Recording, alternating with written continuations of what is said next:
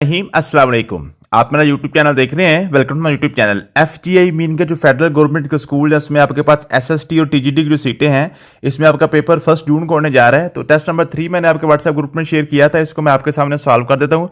मुझे उम्मीद है कि आपने अपना टेस्ट सॉल्व कर लिया होगा, आपने इसके साथ अपने आंसर्स टैली कर लेने हैं।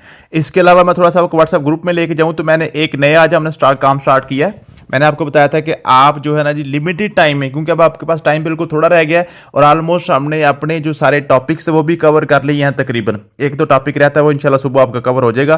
तो मैंने आपको बताया था कि जनाब आप ऐसे करें कि लिमिटेड टाइम में 5 घंटे आपको मैं दूंगा, 5-5 घंटे में 500 MCQs की फाइल आपको शेयर करता हूं और कोशिश करें कि आप 5-5 घंटे में वो जो है ना फाइल एक लिमिटेड टाइम जो ना आप इसको टारगेट ओरिएंटेड होके टारगेट सेट करके आप इसको पढ़ें और इसको मुझे आप उसका टेस्ट देते जाएं।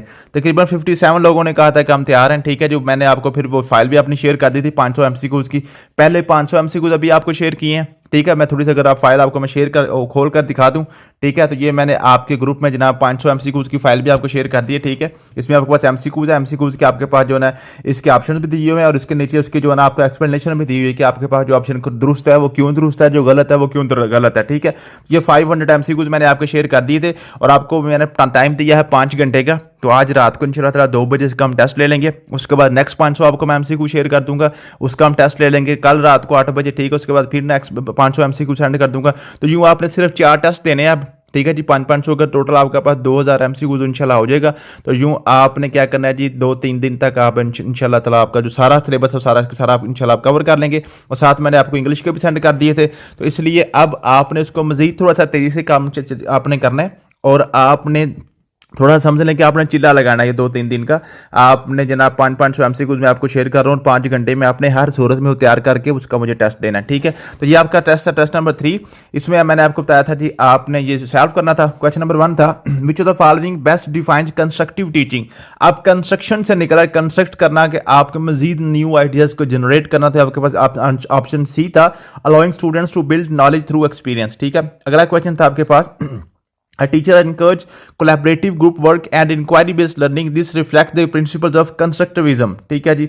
अगला क्वेश्चन था which of the following is not essential principle of curriculum development। तो टीचर सेंटर्ड डिजाइन जो ना ये आपके पास एसेंशियल नहीं होता, बाकी सारा आपने कंप्लीट करना होता है वो करिकुलम में, ठीक है। बाकी सारे ऑप्शन आपके एसेंशियल थे, जरूरी थे, लेकिन टीचर सेंटर्ड जरूरी नहीं होता, ठीक है जी।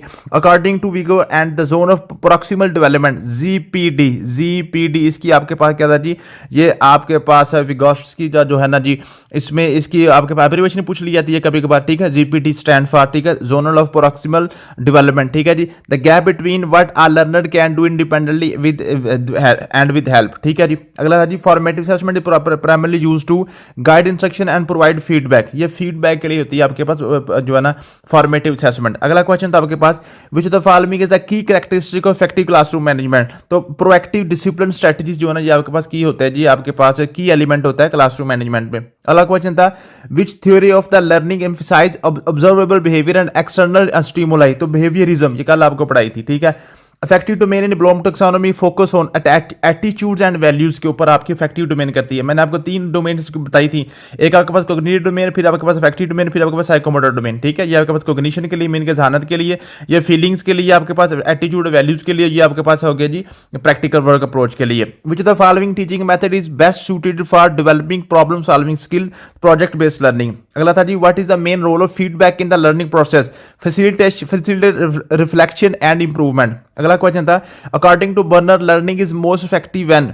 तो आपके पास students discover concept by themselves. अगला क्वेश्चन था which approach emphasize education tailored to the unique needs and interest of the each student. तो आपके पास प्रोग्रेसिविज्म को कहते हैं, ठीक है जी।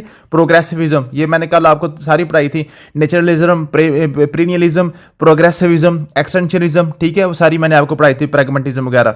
Is a teacher who adjust teaching method based on student response is use reflective teaching. अगले था जी in differentiated instruction the teacher offer varied learning path based on teacher student readiness, ठीक है जी, रेडीनेस। अगला क्वेश्चन था जी Which of the following is an example of intrinsic motivation? Intrinsic और extrinsic motivation आपको पढ़ाई थी। Extrinsic motivation वो होती है जो आपके पास बैरूनी, आपके पास जो आपने बच्चे को लालच वगैरह देना होता है कोई उसमें प्राइज वगैरह के लिए। लेकिन इंट्रिंसिक मोटिवेशन होती है जब आपने उसको उसके अंदर आपने क्या करे, इल्म के हासिल करने की आपने उसमें तलब पैदा कर देते हैं, तड़प पैदा कर देते हैं। Reading book out of curiosity जब पैदा करते हैं आपके पास इंट्रिंसिक मोटिवेशन होती है। Which learning strategy involves breaking a topic into small parts and mastering each of the before proceeding the mastery learning उसको कहते हैं जी। The primary aim of inclusive education is to educate all learners in the same environment.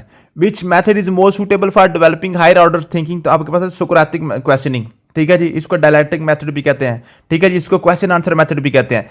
In pedagogical terms scaffolding refers to providing temporary support in learning. Which of the following is best define metacognition? तो metacognition कहते हैं thinking about one's own thinking. ये आपके पास question था जी। अब हम क्या करेंगे, नेक्स्ट हमने 500 MCQs का आपको मैंने शेयर कर दिया। अब उसी पैटर्न पे हम चलेंगे 500 पे, इंशाल्लाह ताला आपकी तैयारी हो जाएगी। थैंक यू सो मच, मिलते हैं नेक्स्ट वीडियो में। अल्लाह हाफिज़।